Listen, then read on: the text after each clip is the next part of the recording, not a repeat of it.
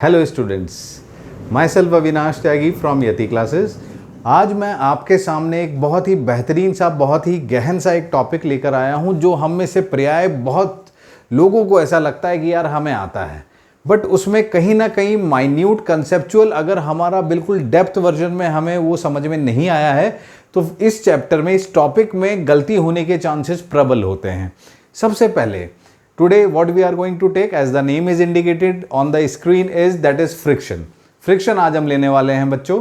तो फ्रिक्शन से प्राय हमारे मन में एक ऐसी फिगर बनती है कि यार एक ऐसी चीज जो फ्रिक्शन मतलब अपोज कर रही है मोशन को, क्योंकि बॉडी आगे की तरफ जा रही है तो वो उस पर पीछे की तरफ फ्रिक्शन है ना, मतलब ऐसा ही फीलिंग हमें देता है।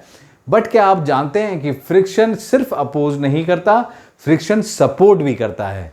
किस तरीके से, वो बिल्कुल आज के वीडियो में आपको समझ में आ जाएगा। तो चलिए आज के वीडियो को और ज़्यादा समय ना लगाते हुए फटाफट एक छोटे से कॉन्क्लूसिव वीडियो में मैंने इसे तैयार किया है जिसे मैं आज आपके सामने दिखाने जा रहा हूं। चलिए स्टार्ट करते हैं। So friction which makes us to move ahead, इसी से आपको क्लियरिटी आ रही होगी, सोच रहे होंगे कि ये कैसा हेडिंग है, फ्रिक्शन तो अपोज करता है। चलिए सबसे पहली बात कि फ्रिक्शन है क्या बच्चों। फ्रिक्शन सबसे पहली बात, जैसे कि यहां पर आप एक फिगर देखिए कि यहां पर एक ब्लॉक है और ये जो ब्लॉक है इस ब्लॉक को हम इस तरफ खींच रहे हैं, इस तरफ की तरफ फोर्स लग रहा है, मान लिया जाए ये फोर्स F है। तो फ्रिक्शनल फोर्स जैसा कि हमारा परसेप्शन है उसी के अनुसार कि फ्रिक्शन फोर्स इसे अपोज करेगा, इसे रोकने की कोशिश करेगा। पहले तो हम ये समझें कि यहां पर एक्चुअली हो क्या रहा है, फ्रिक्शन आया कहां से, लगा कहां से। तो हमने इस ब्लॉक की और इस जो नीचे सरफेस है इसमें, यहां पर ये जो सरफेस है छोटी सी, इसको माइक्रोस्कोप में देखा, माइक्रोस्कोपिकल लेवल पर, बिल्कुल छोटे स्तर पर। तो हमने देखा कि माइक्रोस्कोपिकल लेवल पर ये कुछ ऐसी दिखाई दे रही है बच्चों। देखो सभी ध्यान से, ऐसी दिख रही है जिसमें आपको बहुत खुरदरापन दिखाई दे रहा है। मतलब वहां पर लग रहा था कि यार बिल्कुल प्लेन है, बट जैसे ही आपने माइक्रोस्कोप से देखा वो बिल्कुल प्लेन दिखने वाली सरफेस वैसी नहीं है, वो बहुत खुरदरी है। देखिए कितने पॉइंट ऑफ कांटेक्ट हैं, कैसे पहाड़ जैसे ऊपर नीचे हो रखा है। ये देखिए आगे पीछे बहुत सारे पॉइंट ऑफ कांटेक्ट हैं। अब आपको फीलिंग आएगी, अगर मैं इस ऊपर वाली बॉडी को इधर खींचूंगा, इस डायरेक्शन में खींचूंगा, तो क्या ये पॉइंट ऑफ कांटेक्ट्स इसको आगे जाने देंगे? नहीं, वो उसको रेजिस्ट करेंगे। तो उनके रेजिस्टेंस के कारण से इस बॉडी पर पीछे की तरफ एक फोर्स लगेगा जिसे हम फ्रिक्शनल फोर्स कहते हैं बच्चों। सबसे पहली बात तो ये कि फ्रिक्शनल फोर्स है क्या। इसी को थोड़ा सा अच्छे माइक्रोस्कोपिकल लेवल पर देखे जाने पर ये कुछ ऐसा दिखाई देता है।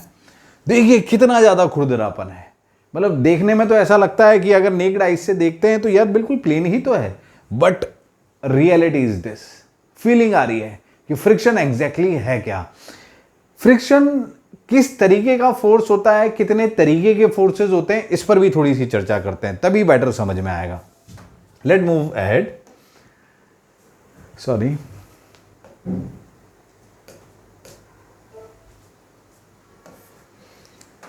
Static friction. Now what exactly is static friction. सबसे पहले ये समझो, मान लो बच्चों कि ये एक ब्लॉक रखा हुआ है। अब यहां पर ये जो बालक है ये इस ब्लॉक पर पुश कर रहा है। कई बार आपने भी अपने घरों में बड़े बड़े बक्से रहे होंगे जिन पे धक्का लगाया होगा। क्या आपने ये फील किया है कि धक्का लगाते ही बॉक्स चल देता है क्या, अगर भारी सा है? नहीं, मतलब पहले आप मान लो आपने थोड़ा धक्का लगाया, आपको अंदाजा नहीं था कि कितना धक्का लगाना है, कितना पुश लगाना है, कितना फोर्स लगाना है, तो आपने लगाया पर वो उसे हिला नहीं। फोर्स लगाया पर वो हिला नहीं। आपने और फोर्स लगाया, वो तब भी नहीं हिला। फिर आपने और तेज फोर्स लगाया, फिर एट दैट टाइम वो चल दिया आगे। यानी उतने समय तक, जब तक आप उस पर फोर्स लगा रहे थे, तब तक इस ब्लॉक को पीछे की तरफ रोक कौन रहा था? वो कौन था जो उसे रोक रहा था? वो फ्रिक्शन था। वो तो हमें समझ में आया अभी पिछली स्लाइड से कि भाई वो फ्रिक्शन था, और किस तरीके से रोक रहा था ये भी हमें समझ में आया। यानी कि इस पर फ्रिक्शनल फोर्स पीछे की तरफ लग रहा है। अब मेरा कहना यह है, मान लो कि शुरुआत में ये बालक इस पर मान लो 50 न्यूटन का फोर्स लगा रहा था। तो अगर ये 50 न्यूटन का फोर्स लगा रहा था जिस पर कि ये ब्लॉक हिलने का नाम नहीं ले रहा था, इसका मतलब है कि फ्रिक्शन भी अपोजिशन में 50 न्यूटन का ही फोर्स लगा रहा होगा। फिर बालक ने अपना फोर्स बढ़ा दिया, इंक्रीज कर दिया। मान लो अब उसने अपना फोर्स कर दिया 60 न्यूटन। अभी भी उसने देखा कि मैंने यार फोर्स तो बढ़ा दिया, लेकिन अभी भी ब्लॉक नहीं हिल रहा है। इसका मतलब है कि कहीं ना कहीं फ्रिक्शन ने भी अपने आप को 60 न्यूटन कर दिया है, तभी तो फोर्स बैलेंस हो रहे हैं। यानी कि why we are calling friction as a smart force, क्योंकि जैसे जैसे ये फोर्स बढ़ा रहा है फ्रिक्शन भी अपनी वैल्यू को इंक्रीज कर रहा है। बच्चों दिखाई दे रहा है कि नहीं दे रहा है? तो फ्रिक्शन भी अपनी वैल्यूज को लगातार इंक्रीज करता चला जा रहा है, पर कब तक? उसके में जितनी रफनेस है तो उसकी भी एक सीमा होती है, ठीक है। तो फ्रिक्शन की एक लिमिटिंग वैल्यू आएगी जिसे हम कहते हैं लिमिटिंग फ्रिक्शन आ गया अब यहां पर। अब इसके बाद मान लो कि वो लिमिटिंग फ्रिक्शन जो है वो 100 न्यूटन पर आ गया, तो 100 न्यूटन तक तो फ्रिक्शन गया, ये इसकी लिमिटिंग वैल्यू है। और जैसे ही आपने 100 न्यूटन के आगे 101 न्यूटन लगाया, उसके बाद ब्लॉक मूव कर जाएगा। उसके बाद फ्रिक्शन अब आगे नहीं बढ़ेगा, वो 100 न्यूटन पर फिक्स हो जाएगा। तो ये जो मैक्सिमम वैल्यू आई, यानी इस मैक्सिमम वैल्यू के आने तक ये ब्लॉक मूव नहीं किया, तो उस समय तक जो फ्रिक्शन लग रहा था, ये फ्रिक्शन एक वेरिएबल फ्रिक्शन है। दिखाई दे रहा है कि नहीं दे रहा? एक वेरिएबल है, पर ये वेरिएबल फ्रिक्शन अपने आप को उसी तरीके से एडजस्ट कर रहा है जितनी इसे नीड है। ऐसा नहीं कि कुछ भी लग जा रहा है। Available maximum available friction is 100 Newton, but ये जितनी जरूरत, जितना ये धक्का लगा रहा है उतना ही अपोजिशन में ये यूज कर रहा है। That's why we call it as smart force. और यहां से एक चीज और निकल कर आती है कि जब तक ये ब्लॉक मूव करना स्टार्ट नहीं हुआ, तब तक जो ये फ्रिक्शन लगा, इस फ्रिक्शन को हम कहते हैं बच्चों स्टैटिक फ्रिक्शन। क्या कहते हैं? Static friction. ये जो फ्रिक्शन है इसको एक नया नाम दिया गया है स्टैटिक फ्रिक्शन। स्टैटिक नाम से ही समझ में आ रहा है, रुका हुआ, जब तक रुका हुआ है, तो that is what you call static friction. तो आप जानते ही इधर फ्रिक्शन लग रहा है, इधर फोर्स है, इधर वेट है, इधर न्यूटन, मतलब वो सॉरी नॉर्मल है। आ रही है बात समझ में कि व्हाट इज स्टैटिक फ्रिक्शन? बहुत ईजी है। क्या सर स्टैटिक है तो जैसे ही चलना शुरू होगा तो चलने के बाद मतलब उसका कुछ नाम बदल गया क्या? ऑब्वियसली बदल गया बच्चों। देखते हैं। अब जैसे ही वो मोशन में आ गया तो it gains kinetic energy. So अब जो नया फ्रिक्शन है जो चलने के बाद, once the movement started, we call it as kinetic friction. तो आपने फोर्स बढ़ाया, फ्रिक्शन लगा, और एक लिमिट आने के बाद ये फोर्स इतना बढ़ जाएगा कि ये आगे चलना शुरू कर देगा। तो जैसे ही चलना ही शुरू कर देता है तो उस समय जो फ्रिक्शन यहां पर लगता है उस फ्रिक्शन को कहते हैं काइनेटिक फ्रिक्शन। ये एफ के देख रहे हैं? तो ये जो चलते वक्त आपका जो फ्रिक्शन लग रहा है बच्चों, इसी को बोल रहे हैं काइनेटिक फ्रिक्शन। देखो ये काइनेटिक है, और काइनेटिक फिक्स फ्रिक्शन होता है क्योंकि once it gains its maximum value तो बस उसके बाद वो वेरिएबल नहीं रहता, उसके बाद वो चेंज नहीं होता, उसके बाद वो वही बदलता है, मतलब वही कांस्टेंट बना रहता है, और उसको कहते हैं काइनेटिक फ्रिक्शन। तो फ्रिक्शन हमारे पास दो तरीके के हो गए, एक स्टैटिक फ्रिक्शन और एक काइनेटिक फ्रिक्शन। क्लियर है? मेरे ख्याल से बिल्कुल क्रिस्टल क्लियर हो गया होगा यहां पर आप सभी को कि फ्रिक्शन एग्जैक्टली है क्या। ठीक है बच्चों? अब इसका मैं ग्राफिकल जो है कि भाई अप्लाइड फोर्स के हिसाब से फ्रिक्शन किस तरीके से अपने आप को वेरी कर रहा है, तो एक बार ग्राफिकल नेचर देख लेते हैं, उससे तो बिल्कुल मजा आ जाएगा आपको देखने के बाद।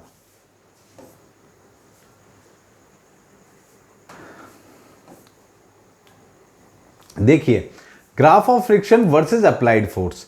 हमने देखा कि भाई जब हम इसे फोर्स लगा रहे थे, फोर्स लगातार इंक्रीज कर रहे थे, तो जैसे जैसे अप्लाइड फोर्स इंक्रीज हो रहा था इस डायरेक्शन में, वैसे ही वैसे फ्रिक्शन भी बढ़ रहा था। अभी देखा पहले 50 था, फिर 60 हुआ तो फ्रिक्शन भी 60 हो गया, फिर 100 हुआ तो फ्रिक्शन भी 100 हो गया, यानी till it gain it's maximum value. जब तक ये अपनी मैक्सिमम वैल्यू नहीं गेन कर लेता है तब तक ये बढ़ता रहता है, बढ़ता रहता है। तो यानी ये वो पॉइंट है जहां पर ये एफ मैक्स हो जाएगा, ये एफ मैक्स है। इसके बाद अगर आपने फोर्स बढ़ाया इस पॉइंट के बाद, तो वो फिर काइनेटिक में कन्वर्ट हो जाता है, काइनेटिक फ्रिक्शन। अभी आपने देखा होगा, वैसे तो आपको लग रहा होगा कि सर वैसे तो ये सीधा होना चाहिए था, ग्राफ यहां से सीधा होना चाहिए था, क्योंकि यहां आ गया तो बस अब तो कांस्टेंट बना रहेगा, आपने तो यही बताया था, पर ये तो थोड़ा सा नीचे आ गया। देखो बच्चों, ये चीज़ आपने अपने घरों में, जैसा मैं वो एग्जांपल बता रहा था ना कि बक्से को धक्का दिया, वो आपने फील किया होगा कहीं ना कहीं कि पहला जो शुरुआती उसे एक बार हिलाने में जितना फोर्स लगता है ना, मतलब once you get it in motion, तो उसके बाद थोड़ा फोर्स कम हो जाता है जब वो चलना शुरू कर देता है। ये प्रैक्टिकलिटी से देखा गया है कि व्हेन इट स्टार्टेड मूविंग, तो जो फ्रिक्शनल फोर्स है वो स्टैटिक की मैक्सिमम वैल्यू से थोड़ा सा नीचे आ जाता है। तो वही चीज आपको यहां पर ग्राफ में दिखाई दे रही है। ठीक है बच्चों, इस तरीके से। ओके, आई थिंक ये क्वाइट क्लियर है। अब यहां पर देखो बच्चों, आप सभी के मन में एक सवाल उत्पन्न हो रहा होगा, मैं समझ रहा हूं कौन सा सवाल है, कि आप कह रहे थे कि सर आपने ये कहा था कि यार फ्रिक्शन अपोजेज मोशन है, पर ऐसा हमेशा नहीं होता, वो क्या चक्कर है। मैं जस्ट वो आपको समझाने जा रहा हूं बच्चों, जरा ध्यान से देखिएगा।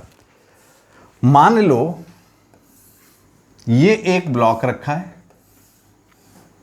उसके ऊपर ये दूसरा ब्लॉक रखा है, लाइक दिस। ठीक है, ध्यान से देखिए। मान लो नीचे फ्रिक्शन नहीं है, नीचे जो सरफेस है वो फ्रिक्शनलेस है, ये म्यू 0 है। म्यू क्या है वो अभी आपको पता नहीं होगा, इसलिए इसे अभी थोड़ी देर के लिए मैं हटा देता हूं। सॉरी, नहीं मिटा नहीं, ओ सॉरी। ठीक है, तो यहां पर ये फ्रिक्शनलेस सरफेस है, यहां पर सिर्फ फ्रिक्शनलेस लिख देते हैं।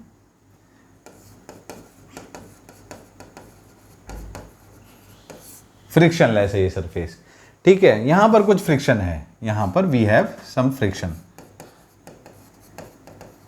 अब आप अपने आप सोचो, अगर मान लो नीचे वाले ब्लॉक को आपने इधर कोई फोर्स लगाया, F कोई फोर्स लगाया, तो नीचे वाला ब्लॉक आगे चलना चाहेगा। आपने कई बार घर पे करके देखो, एक बुक है, एक मोटी बुक लो, उसके ऊपर एक बुक रखो, नीचे वाली बुक को अगर आप आगे लेकर जाओगे तो क्या ऊपर वाली बुक अपने आप आगे जाती है? जाती है कि नहीं जाती है? देखा है तो कई बार। तो यानी कि ये ब्लॉक अपने आप आगे की तरफ मूव करेगा। भाई मैंने जो फोर्स लगाया वो तो नीचे वाले ब्लॉक पर लगाया, ऊपर वाले ब्लॉक को किसने चलाया? फ्रिक्शन ने। आ रही है बात समझ में? फीलिंग आ रही है? तो यहां पर फ्रिक्शन किस मोड में है? क्या वो अपोज कर रहा है इसके मोशन को या सपोर्ट कर रहा है? सपोर्ट कर रहा है। अब आपके मन में धारणा आ रही होगी कैसे चलाया उसने। देखिए वही चीज वापस समझाता हूं। इनके बीच में जो ये सरफेसेस का खुरदरापन था, ये कुछ ऐसा था। ठीक है, ये ऊपर वाली सरफेस ले लेते हैं, ऐसी कुछ भी खुरदरी सी। अब जब ये बॉडी चलेगी तो ये बॉडी चलेगी, तो ये जो इसके पॉइंट ऑफ कॉन्टेक्ट्स हैं, ये ऊपर वाले पॉइंट ऑफ कॉन्टेक्ट्स को आगे पुश करेंगे ना। भाई ये आगे जाना चाह रही है तो उसे आगे पुश करेंगे, तो आगे पुश करेंगे तो इसमें फ्रिक्शनल फोर्स किस डायरेक्शन में लगेगा? इस डायरेक्शन में। और नीचे वाले पे फ्रिक्शनल फोर्स किधर लगेगा? क्योंकि ये आगे जाना चाह रहे हैं तो ये रुकना चाह रही है अपनी जगह पर, तो ये इस पर पीछे की तरफ फ्रिक्शनल फोर्स लगाएगी इस तरीके से। तो यानी इसके मोशन में फ्रिक्शन सपोर्ट कर रहा है। आ रही है क्या बच्चों बात समझ में? तो friction can be supportive. Clear है? जैसे हम चलते हैं वॉकिंग में जब हम चलते हैं तो आपने देखा होगा कि भाई जो हमारे पैर हैं इस तरीके से, थोड़ी ये मान लो हमारा पैर है जो आगे बढ़ना चाह रहा है इस तरीके से। तो जब आप चलते हो तो आप जमीन, ये जो जमीन है, आप ऐसा मानो कि ये जमीन है, आप जमीन को पीछे पुश करते हो। जब आप चलते हो तो ध्यान से देखो, पैर से पीछे पुश करते हो तो जमीन का जो फ्रिक्शन है जो आपके जूतों में, वो आप पर आगे की तरफ लगता है। यानी यही फ्रिक्शन है जो आपको आगे की तरफ मूवमेंट देता है, जिससे आप आगे बढ़ पाते हो। तो यानी आपके चलने में भी तो फ्रिक्शन का सपोर्ट है जो कि आपको आगे की तरफ चला रहा है। ध्यान से सोचिएगा मेरी बात को, मैं क्या कह रहा हूं। Is it clear? तो ऐसे जैसे गाड़ी का पहिया घूमता है, भाई गाड़ी का जब पहिया घूमता है बच्चों, उसको भी देखो, मान लो ये गाड़ी का पहिया है, अगर ये गाड़ी का पहिया यूं घूम रहा है तो सिर्फ इसके मोशन को देखो। यहां पर सिर्फ इतना सा पार्ट ले लेते हैं टायर का। ये टायर का जो पार्ट है ये पीछे की तरफ जाना चाह रहा है, इधर की तरफ मोशन करना चाहता है।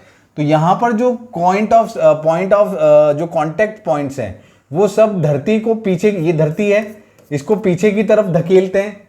तो यहां पर इसके जो पॉइंट ऑफ कॉन्टेक्ट हैं उसे धरती आगे की तरफ धकेलती है, यानी फ्रिक्शन आगे की तरफ लगता है, तभी तो गाड़ी आगे बढ़ पाती है।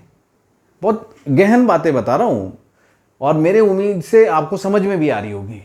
बहुत बड़ी नहीं है, लेकिन आप गहनता से समझें तो आपको समझ में आएगा कि here friction is working on a supportive mode. तो क्या हम हमेशा ये कह सकते हैं फ्रिक्शन अपोजेस मोशन? नो। तो फिर हम क्या कहें? हम कहेंगे friction opposes relative motion, not motion. भाई ये ब्लॉक आगे जाना चाहता था, ये वहीं था, तो इन दोनों के में आपस में जो रिलेटिव मोशन है उसे अपोज करना चाहता है फ्रिक्शन। तो उसे अपोज करना चाहता है मतलब तो वो चाहता है कि ये ब्लॉक भी इसके साथ ही मूव करे, रिलेटिव मोशन नहीं होना चाहिए। तो यूं ना कहें कि फ्रिक्शन अपोजेस मोशन, यूं कहिए कि फ्रिक्शन अपोजेस रिलेटिव मोशन बच्चों। ठीक है, उम्मीद है मुझे कि आपको आज की वीडियो एक बेहतर रूप में समझ में आई होगी और कहीं ना कहीं आपके कुछ कंसेप्ट्स यहां से क्लियर हुए होंगे और मेरा बनाना इस वीडियो को सार्थक हो जाएगा। अगर कहीं ना कहीं आपके कोई भी कंसेप्ट ऐसे रहे हों जो वीक रहे हों या प्रॉपरली समझ ना आए हों, लेकिन आज इस वीडियो को देखकर आपको समझ में आ गए हों, तो ऐसी ही कुछ और वीडियोस के साथ मैं ऐसे कंसेप्ट्स के साथ जहां बच्चा जनरली कंफ्यूज रहता है उनको लेकर लगातार आता रहूंगा बच्चों। Stay tuned with us with Yati classes. Okay, चलिए, धन्यवाद, थैंक यू।